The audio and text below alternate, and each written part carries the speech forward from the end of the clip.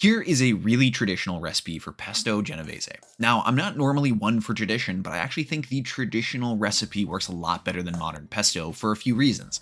Let me tell you about it while I show you the sauce. One agreed upon by the consortium, because of course there's a consortium for this type of thing. Italy loves that kind of stuff. The first reason for tradition over modernity is the equipment. A mortar and pestle creates an aromatic, smooth pesto rather than a chunky, bitter one. Into the mortar, add 1 clove of garlic and a pinch of sea or kosher salt. The consortium dictates that if you have older garlic, you must remove the center sprouting germ. Apparently it's bitter or something, I don't know. The goal here is to completely break down the garlic into a smooth paste. The smoother the better here. The garlic flavor is going to permeate the pesto based on how well it's broken down here. You'll see people call this the creaming stage because you're basically turning the garlic and salt into cream. When the garlic looks like this, really nice and smooth, we can add 25 grams of pine nuts, raw, untoasted pine nuts, traditionally from Pisa. But if you're trying to find Italian pine nuts, it's incredibly difficult, so any pine nuts you can find will work. Probably not consortium approved, but what are you going to do?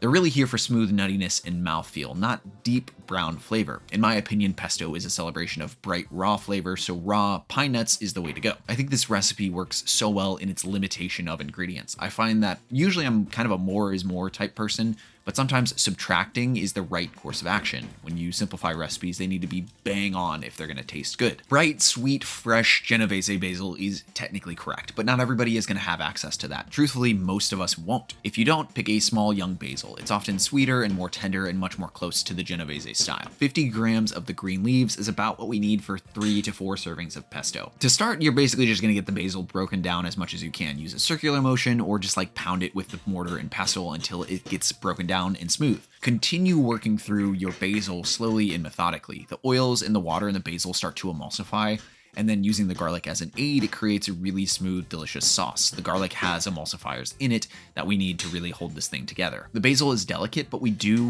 want it broken down. I don't want to be too heady emotional about this, but there is kind of a beauty to the process that's missing when you use a food processor. You're working slowly, you're going through this, you're maybe getting a blister like I did. It is a process. It's not an easy, immediate, just press a button and you've got it. That kind of old world tradition is especially loved when there's a consortium involved, if you know what I mean. With the basil hopefully nice and smooth, add in 25 grams of freshly grated parmigiano reggiano and 20 grams of pecorino. Traditionally, this would be pecorino fiore sardo. If you can find that, great.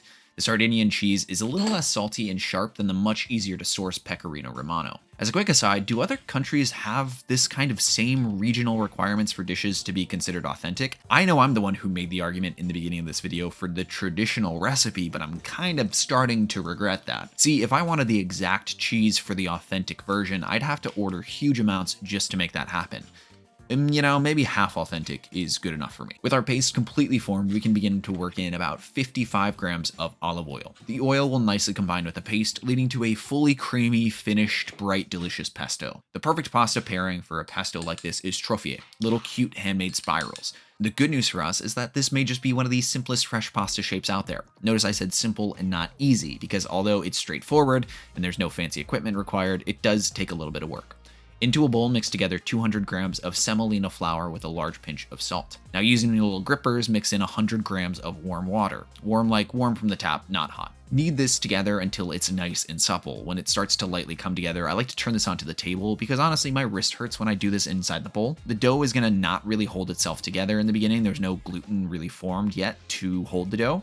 So as you mix, probably 10 minutes or so, you'll see it start to become soft and supple, which is exactly what you want for a good pasta. Cover it and let it rest for 15 to 20 minutes. That's just gonna make sure that all the flour is actually hydrated and gives you a much easier to work with product. If you're gonna do homemade pesto and homemade trofie, you've gotta make the pasta first, because the rolling takes some time and the pesto starts to brown as you roll. It's not a huge deal. Again, the color is really just kind of like a bonus, but I think pesto does look best when it's nice and bright. Not a huge deal, just something to take note of. Once it's rested, cut the dough in half so it's more manageable. The half you're not working with can stay covered so it doesn't dry out. I need to give a huge shout out to Pasta Grannies, one of the best channels on YouTube, and I'll link to the video below I used, because this shape is not easy to get right, and I had to watch this video a ton of times to understand it. So you're gonna keep the dough ball in your left hand and pinch off a very tiny piece. I use my pointer finger, my middle finger, and my thumb to get the right amount of dough. Use your palm to roll it into a little log like you were rolling Play-Doh. I push forward at an angle and then pull back at a 90-degree angle from that angle, keeping the edge of the palm pushed against the dough log. The consistent pressure of pulling back and pushing down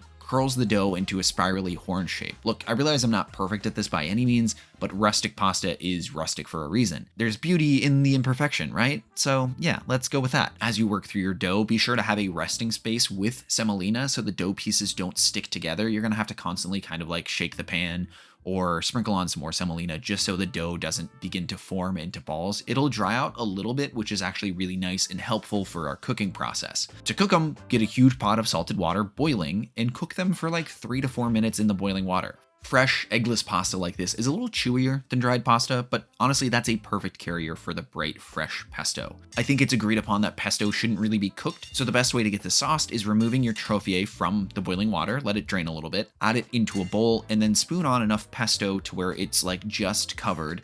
Add a little bit of pasta water and just stir to mix it together. You're gonna get a really nice creamy emulsion that fully coats those beautifully made trophier. All of those little spirals kind of hold and hug onto the basil, and you just get this beautiful, perfect, bright pesto bite. My inspiration for making this was my wife, who went to Cinque Terre and had fresh homemade pesto in the region of the world that it's kind of from originally. So it was my duty to learn how to make trophier and learn how to make legit fresh pesto. If you're Italian and you're from this region, please let me know if I did it justice. I'm Cameron Marty, and I'm here to show you incredible regional dishes from all over the world. If you're into that, go ahead and subscribe and like the video. Massive shout out to the amazing people supporting me directly on Patreon through patreon.com/Cameron Marty. They get some cool benefits for supporting the channel, so consider checking it out and consider becoming a patron. Thank you so much for watching. If you're interested in a regional dish that's much different from this one, go ahead and check out my pulled doc recipe for really delicious, spicy Korean chicken. Thanks again for watching. Cheers.